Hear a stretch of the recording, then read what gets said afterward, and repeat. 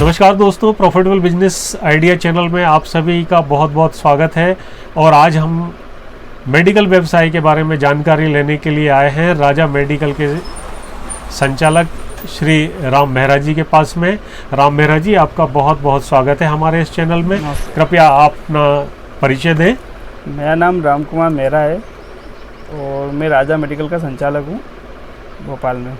राम भाई, आप कितने समय से इस व्यवसाय में हैं? मैं 7 साल से मेडिकल संचालन कर रहा हूँ।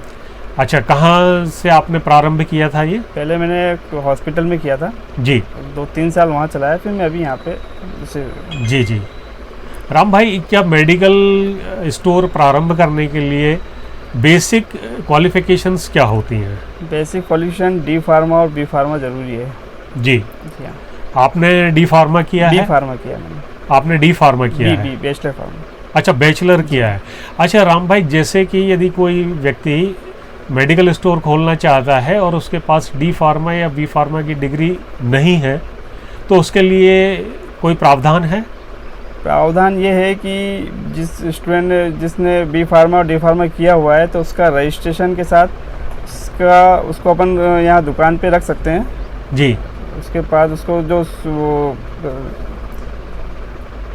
मंथली जो वो देना पड़ता है, उनको पेमेंट देनी पड़ती है। अच्छा अच्छा। हाँ। तो ये कोई भी यदि मेडिकल का व्यवसाय शुरू करता है तो उसके लिए अनुभव होना ज़रूरी है? बिल्कुल, अनुभव होना ज़रूरी है। कम से कम 1 साल का अनुभव ज़रूरी है। अच्छा जी हाँ। तो अनुभव मेडिकल स्टोर का जी अनुभव ज़रूरी है। पहले किसी मेडिकल स्टोर पे काम करें, उसके बाद ही मेडिकल। तो उससे फ़ायदा क्या होगा? इससे फ़ायदा ये होगा कि दवाइयाँ का पूरा नॉलेज रहेगा, किस कौन सी शेड्यूल की दवाई किसको देना है, किस प्रिस्क्रिप्शन की दवाई क्या देना है, पूरा नॉलेज रहता है। डॉक्टर्स की लिखाई भी उन्हें जरूर समझ में आ जाती है। जी। अच्छा राम भाई, आप मेडिकल व्यवसाय में दवाएं कितने प्रकार की यहाँ से बेच सकते हैं? दवाएं Ayurvedic, homeopathy, allopathy, FMCG, OTC, सारी दवाएं अपन।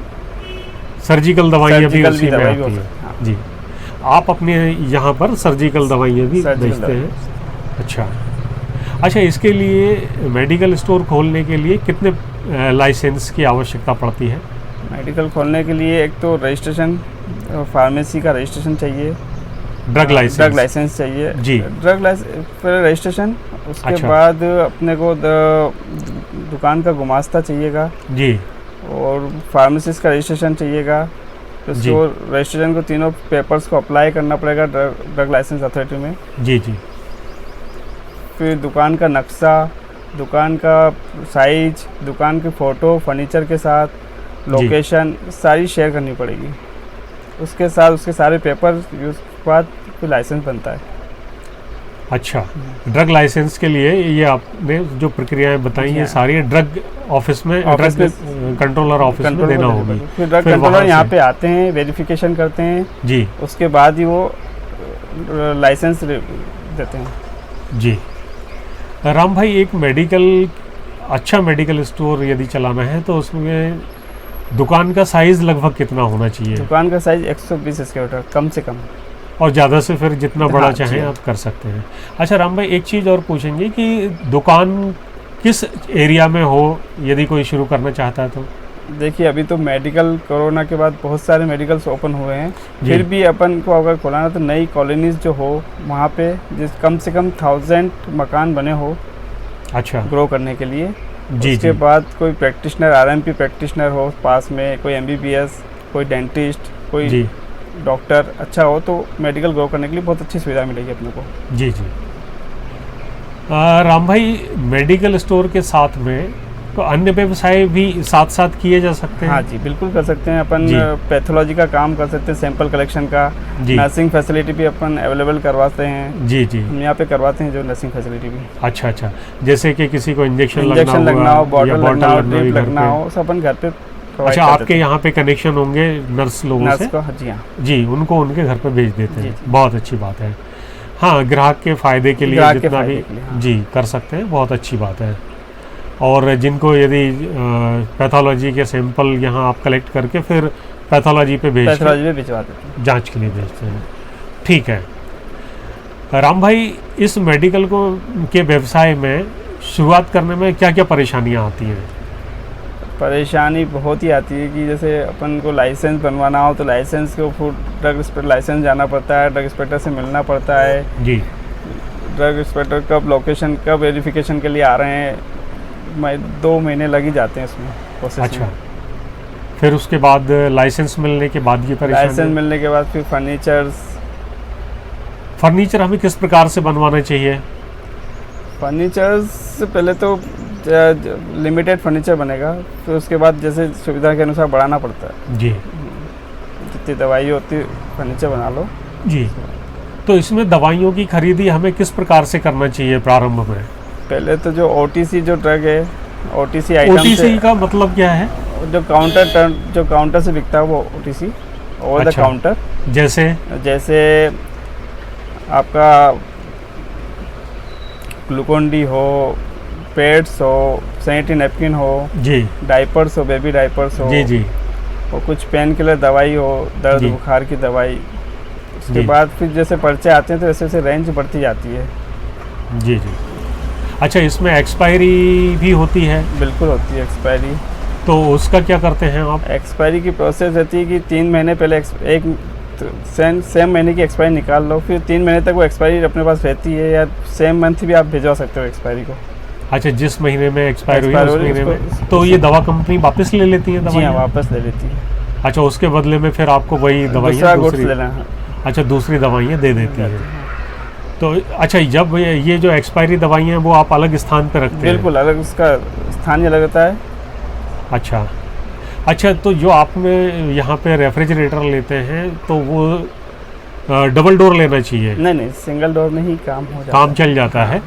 हाँ ठीक है, क्योंकि कुछ ऐसी दवाइयाँ होती हैं वैक्सीन वगैरह जो कि फ्रीज़र में रखते हाँ, हैं। तो फ्रीजर सिंगल डोर में रहता है तो अच्छा, वो अच्छा। हो जाता है। छोटे मेडिकल के लिए, लिमिट मेडिकल के लिए भी हो जाता है काम, फिर बड़े मेडिकल के लिए आपको डबल डोर लेना पड़ता है। जी जी। और कौन कौन से लाइसेंस लगते हैं मेडिकल खोलने में? जैसे ड्रग लाइसेंस के ड्रग साथ? लाइसेंस के साथ FMCG लाइसेंस लगता है, फूड एंड ड्रग लाइसेंस लगता है, फूड लाइसेंस है, फूड लाइसेंस है। ड्रग लाइसेंस है, और FM GST? GST अभी तो नीड नहीं रहती, जब स्टार्टिंग में रहता है मेडिकल। जब मेडिकल का बड़ा हो जाता है तो फिर अपन को सेल ज़्यादा हो जाती है, टर्नओवर ज़्यादा हो जाता है, फिर अपन को GST जरूरी है। अच्छा अच्छा। जी हाँ। तो इसमें शुरू में लड़के की आवश्यकता होती है ट्रेंड, या अपन कर सकते हैं? अपन कर सकते हैं, फिर ज़रूरत पड़ती है ट्रेंड लड़के की। एक लड़के की एक लड़के की आवश्यकता रहती है तो शुरू के कुछ महीनों के जी लिए, हाँ। ताकि जैसे दवाओं का जमाना है, जमाना दवाओं है, एक्सपायरी निकालना है, सिस्टम तो अल्फाबेटिकल दवाई जमाना है। अच्छा, कहाँ कौन कौन सी दवाई कहाँ जमाना जी हाँ, चाहिए? जी हाँ। हाँ, क्योंकि जमा दिया उसके बाद निकालना भी नहीं, ज़रूरी हाँ। है, और फिर डॉक्टर का पर्चा पढ़ना भी आवश्यक बिल्कुल है। आवश्यकता है। जी जी। आपने अभी जो 7 वर्षों से आप इस फील्ड में हैं, काम कर रहे हैं, तो आपकी जर्नी कैसी रही? जर्नी, मैंने पहले मेडिकल हॉस्पिटल में काम किया, तो हॉस्पिटल वालों का बॉन्ड रहता है, तो हॉस्पिटल ने जब बॉन्ड क्लियर किया तो फिर मेरे को वहाँ से दुकान खाली करनी पड़ी। जी। फिर दूसरी मैंने अपने खुद एक डॉक्टर के क्लिनिक के पास में मेडिकल खोली मैंने। फिर मैं अभी वहाँ से 5 साल से मैं वहीं पे हूँ, अभी अच्छा चल रहा है। राम भाई, दुकान आप कितने समय से कितने समय तक खोलते हैं? मैं दुकान सुबह 9 बजे से दोपहर को 3 बजे तक, और फिर शाम को 5 बजे से 11:30 बजे तक। अच्छा, कुछ लोग दिन भर भी खोलते हैं? जी हाँ, समय कुछ के लोग दिन भर भी खोलते हैं। आपका जो समय है, आपकी कॉलोनी में है, काफ़ी बड़ी कॉलोनी में है, तो कॉलोनियों में दोपहर के समय लोग नहीं होते नहीं हैं। होते। जी। राम भाई, मैं जानना चाहूँगा कि आजकल ऑनलाइन भी मेडिसिन बिक रही है, जैसे कि जीवा है, संजीवनी है, 1mg है, 1 ग्राम है, MedMed अपोलो है। जी। तो इनके आने से क्या मेडिकल के व्यवसाय पे कोई फ़र्क पड़ा है? इनके आने से डिस्काउंट पे बहुत फर्क पड़ा है। जो आज हमें मार्जिन, इतना दवाई पे इतना मार्जिन नहीं है, और जो ऑनलाइन जो कंपनियां हैं वो 15% 20% तक मार्जिन देती है, डिस्काउंट देती है। जी। वो हमारे पास संभव नहीं है। आप अपने ग्राहकों को डिस्काउंट देते हैं? हम 10% डिस्काउंट देते हैं हमारे ग्राहक को। अच्छा। जी हाँ। तो आपकी जो दवाइयाँ हैं उन पे लगभग कितना मार्जिन होता है? हमको बस केवल दवाई में केवल 22% मार्जिन मिलता है, 20 से 22%। सभी दवाओं पे? सभी दवाइयों पे। और कुछ जेनरिक पे तो 50% 60% मार्जिन रहता है जी, और तो हम जेनरिक को भी 50% रेट में ही देते हैं। अच्छा उसी रेट में जी देते हाँ। हैं? और अच्छा जो कम रेट में? हाँ जी FMCG प्रोडक्ट रहते हैं उन पे 7% मार्जिन ही रहता है। जी। जैसे प्रोटीन एक्स हुआ, एंश्योर हुआ, उन पे केवल 7% मार्जिन रहता है। जी। तो ये दवाइयाँ आप कहाँ से लेके आते हैं?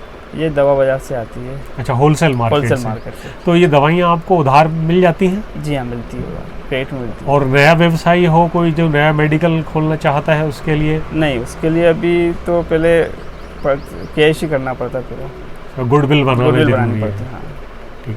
अच्छा ये आप कैसे चयन करते होंगे कि हमारे किस क्षेत्र में कौन सी दवाई बिकती है, क्योंकि अलग अलग क्षेत्रों में अलग अलग दवाइयाँ जी बिकती बिल्कुल। हैं, हाँ, तो ये कैसे निर्धारित करते होंगे आप? वो अपने को पर्चे कॉलोनी के हिसाब से पर्चे पे आने पे दवाई को रखना, रेंज रखना पड़ती है।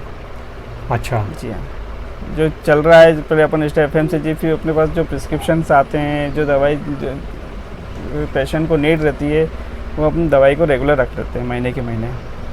शुगर BP की जो भी है। जी। मेडिकल व्यवसाय को आगे बढ़ाने के लिए आप क्या क्या रणनीति अपनाते हैं? हम डिस्काउंट्स देते हैं, घर होम डिलीवरी देते हैं, क्रेडिट भी देना पड़ता है हमें पेशेंट को। अच्छा अच्छा। जी हाँ, और जैसे कि यदि कोई महीने भर की महीने भर दवाई की दवाई लेता है होती है तो क्रेडिट मंथली उसको घर पे भी पहुंचा घर देते पे हैं? पहुंचा देते हैं, होम अच्छा। डिलीवरी करते हैं। जी। और जैसे से आपने अभी बताया है कि सैंपल कलेक्शन, पैथोलॉजी की वो सुविधा तो भी आप हाँ, अवेलेबल सुविधा करवाते करते हैं? हैं। अच्छा, एक चीज़ और पूछना चाह रहा था कि जैसे डॉक्टर आप बैठाते हैं आसपास? डॉक्टर हैं मेरे पास, एक डेंटिस्ट हैं, गायनिकोलॉजिस्ट हैं। जी। अच्छा, ऐसा सुनने में आता है कि डॉक्टर्स को कमीशन देते हैं मेडिकल वाले ही? नहीं नहीं, ऐसा कुछ नहीं है। डॉक्टर कमीशन नहीं डॉक्टर को हम मेडिकल वाले कमीशन नहीं देते हैं। डॉक्टर को जो MRs मेडिकल रिप्रेजेंटेटिव है तो वो कुछ सैंपल्स प्रोवाइड करते हैं, कुछ मीटिंग्स प्रोवाइड करते हैं, और ऐसा कुछ नहीं है। अच्छा अच्छा। जी हाँ। अच्छा, तो जो दवाइयाँ हैं जो डॉक्टर्स लिखते हैं तो आप उसके अनुसार ही रखते होंगे? बिल्कुल, हाँ। जो चलन में है? जो चलन में है। हाँ, क्योंकि दवाइयों की वैरायटी तो बहुत है, बहुत वैरायटी है, क्योंकि अलग अलग कंपनियों के अलग-अलग। हैं। जी। तो आपने बताया कि लगभग 22% का इथिकल में है और लगभग 40-50% का, तो इस तरह से आपका कुल अप्रॉक्सीमेट कितना निकल आता है? आपका मार्जिन कितना निकल आता है? मेरा एक मेडिकल एक छोटी सी कॉलोनी में है, जिससे मैं 30 से 35 हज़ार रुपये मंथली इनकम खर्चे हटा के सब कर लेते हैं। अच्छा, खर्चे हटा के, जैसे दुकान का किराया है? दुकान का किराया है, 2 लड़के हैं, दुकान पे वर्कर्स हैं, और जबकि मैं खुद फार्मा किया है तो मेरे को फार्मा के वर्कर की ज़रूरत नहीं रहती है। अच्छा अच्छा। अच्छा, एक चीज़ और पूछना चाहेंगे कि दुकान खोलते समय हमें किन सावधानियों को रखना चाहिए? कौन कौन से पैरामीटर अपनाना चाहिए कि कहाँ खोलें, कैसे खोलें? दुकान खोलने के लिए जगह देखो, पहले साइज और लोकेशन, फिर उसके बाद अपन डॉक्टर कोई अपने पास में कोई डॉक्टर्स हो, फिर कॉलोनी कैसी है, कॉलोनी के अंदर कोई डॉक्टर है क्या, कहीं से प्रिस्क्रिप्शन आने की पॉसिबिलिटी है, तो ये सब पैरामीटर देख के आप मेडिकल खोल सकते हैं। ठीक। राम भाई, एक बात और पूछना चाहूँगा कि एक नया नवयुवक जो मेडिकल खोलना चाहता है तो उसको लगभग कितने रुपए की लागत आएगी? नए मेडिकल में 2 से 2.5 लाख रुपए मेडिकल ओपन हो जाता है। इसमें दुकान का फर्नीचर, लाइसेंस, सब 2 से 2.5 लाख रुपए लागत उसकी आएगी, जिसमें लगभग 1 लाख तो फर्नीचर में लग जाएगा। फर्नीचर, हाँ। बाकी लाइसेंस में कितना खर्च आता है? लाइसेंस में 20,000 रुपये के आसपास खर्चा आता है, पेपर्स में। और फ्रिज में? फ्रिज 10,000 रुपये का। 10,000 का 25-35 हज़ार हो गए। जी हाँ। और फर्नीचर 1 लाख का हो गया। 1.5 लाख का एक्स्ट्रा खर्चा, 1 लाख का माल रोटेशन। 1-1.5 लाख का। तो इसमें आपका रोटेशन बन जाता है? बन जाता है रोटेशन। अच्छा, तो खरीदी आप प्रतिदिन करते हैं? प्रतिदिन करते हैं। अच्छा अच्छा। हाँ, जो आवश्यकता हुई उस दवाई को तुरंत मंगवा लेते हैं। जी। अच्छा, एक नया व्यक्ति यदि मेडिकल स्टार्ट करना चाहता है तो उसमें लगभग वो कितने दिनों में सफल हो सकता है? कम से कम 6 महीने। कम से कम 6 महीने उसे धैर्य रखना पड़ेगा। हाँ। फिर उसके बाद कमाई हो जाती है, प्रारंभ कर सकता है। तो जैसा आपने बताया कि लगभग 35,000 रुपये यहाँ से आप सब खर्च काट के सब जी। कुछ आप निकाल लेते हैं। आप जो नए मेडिकल खोलना चाहते हैं उनके लिए क्या संदेश देना चाहेंगे? किस प्रकार मेहनत करें?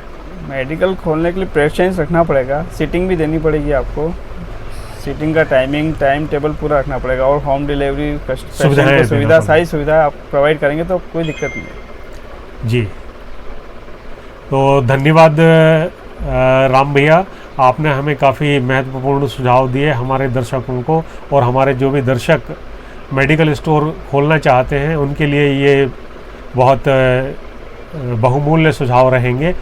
मैं दर्शकों से अनुरोध करता हूं कि यदि उन्हें किसी भी प्रकार की कोई प्रश्न पूछना हो तो वो कमेंट बॉक्स में लिख सकते हैं, मैं उत्तर देने का प्रयत्न करूंगा।